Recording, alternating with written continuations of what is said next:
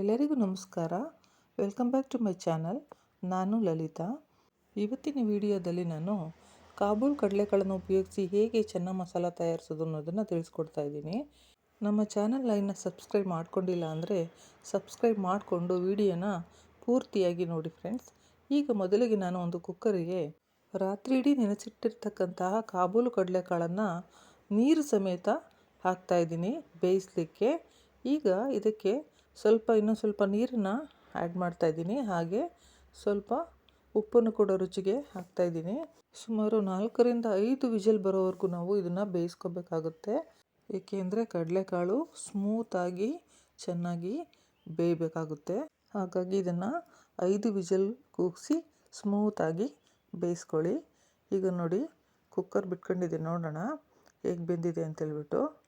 ಕಾಬೂಲ್ ಕಡಲೆಕಾಳು ರಾತ್ರಿ ಇಡೀ ನೆನೆಸಿಟ್ಟಿದ್ರೇ ಅದು ಚೆನ್ನಾಗಿ ಸ್ಮೂತಾಗಿ ಬೇಯೋದು ಕೂಡ.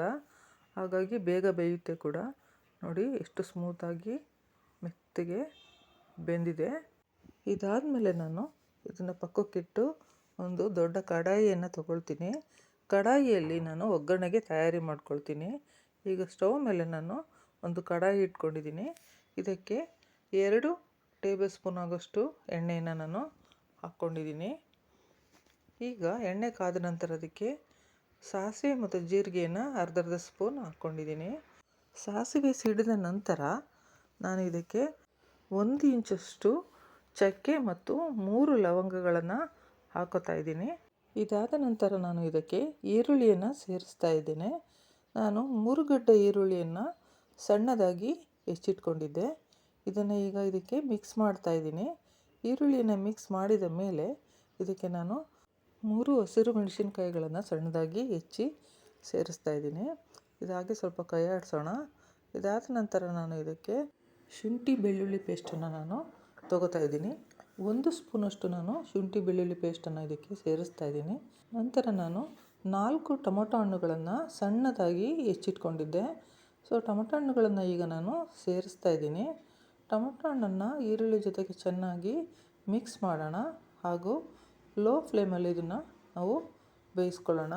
ಇದಾದ ನಂತರ ನಾವು ಮಸಾಲ ಪದಾರ್ಥಗಳನ್ನು ಇದಕ್ಕೆ ಸೇರಿಸ್ತಾ ಇದ್ದೀನಿ. ಅರಿಶಿಣ ಅರ್ಧ spoon, chilli powder 1 spoon, chole masala powder 1 spoon, ಧನಿಯಾ ಪೌಡರು 1 ಸ್ಪೂನನ್ನು ಹಾಕ್ತಾಯಿದ್ದೀನಿ. ಹಾಗೆ ಗರಂ ಮಸಾಲ ಪೌಡರನ್ನ ಅರ್ಧ ಸ್ಪೂನಷ್ಟು ಸೇರಿಸಿ ಸ್ವಲ್ಪ ಫ್ರೈ ಮಾಡಿದ ಮೇಲೆ ಇದಕ್ಕೆ ನಾವು ಈಗಾಗಲೇ ಬೇಯಿಸಿಟ್ಟುಕೊಂಡಿರ್ತಕ್ಕಂತಹ ಕಾಬೂಲ್ ಕಡಲೆಕಾಳನ್ನು ಇದಕ್ಕೆ ಸೇರಿಸೋಣ. ಕಾಬೂಲ್ ಕಡಲೆಕಾಳನ್ನು ಇದಕ್ಕೆ ಮೀಡಿಯಮ್ ಫ್ಲೇಮಲ್ಲಿ ಇಟ್ಕೊಂಡು ಚೆನ್ನಾಗಿ ಬೇಯಿಸಬೇಕಾಗುತ್ತೆ. ಹಾಗೆ ಈ ಸಮಯದಲ್ಲಿ ನಾವು ಉಪ್ಪನ್ನು ಸೇರಿಸೋಣ. ನಾನಿಲ್ಲಿ 1/4 ಸ್ಪೂನಷ್ಟು ಉಪ್ಪನ್ನು ಸೇರಿಸಿದ್ದೀನಿ.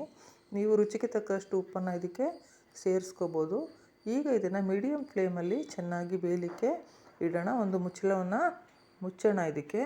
ಈಗ ನೋಡಿ ಬೆಂದಿದೆ. ಇದು 5 ನಿಮಿಷಗಳ ಕಾಲ ಚೆನ್ನಾಗಿ ಬೆಂದಿದೆ. ಈಗ ಫ್ಲೇಮನ್ನು ಕಡಿಮೆ ಇಟ್ಕೊಳ್ಳೋಣ. ಲೋ ಫ್ಲೇಮಲ್ಲಿ ಇದನ್ನು ಹೀಗೆ ಮಿಕ್ಸ್ ಮಾಡೋಣ. ಈಗ ಇದಕ್ಕೆ ನಾನು ಕೊತ್ತಂಬರಿ ಸೊಪ್ಪನ್ನು ಕೊನೆಯದಾಗಿ ಸೇರಿಸ್ತಾ ಇದ್ದೇನೆ. ಕಾಬೂಲು ಕಡಲೆಕಾಳುಗಳನ್ನು ಉಪಯೋಗಿಸಿ ಚೆನ್ನ ಮಸಾಲ ಮಾಡುವುದು ಹೇಗೆ ಎಂಬುದನ್ನು ಈಗ ನಾವು ತಿಳ್ಕೊಂಡ್ವಿ. ಇದು ಪೂರಿಗೂ ಚೆನ್ನಾಗಿರುತ್ತೆ, ಚಪಾತಿಗೂ ಚೆನ್ನಾಗಿರುತ್ತೆ, ಹಾಗೂ ಗೀ ರೈಸ್ಗೂ ಕೂಡ ಇದನ್ನು ಉಪಯೋಗಿಸ್ಕೋಬೋದು. ಈ ರೆಸಿಪಿ ಇಷ್ಟ ಆದರೆ ಒಂದು ಲೈಕ್ ಕೊಡಿ. ಹಾಗೂ ಕಮೆಂಟ್ ಬಾಕ್ಸಲ್ಲಿ ನಿಮ್ಮ ಅಭಿಪ್ರಾಯನ ಶೇರ್ ಮಾಡ್ಕೊಳ್ಳಿ.